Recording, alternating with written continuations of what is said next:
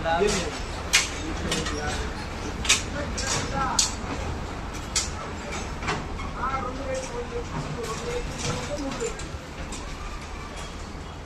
চলে এসেছি বালিগঞ্জে খাটোশ্যাম বাবাজির মন্দিরে পুজো দেবো বলে।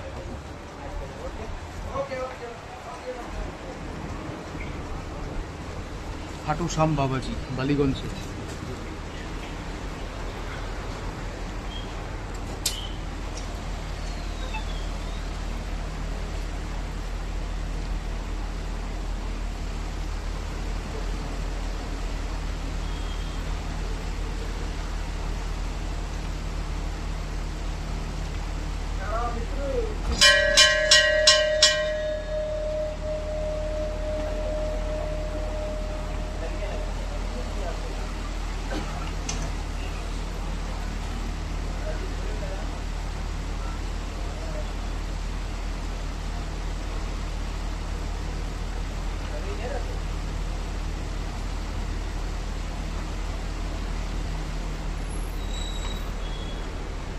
ইনি হচ্ছেন খাটোশ্যাম বাবাজি।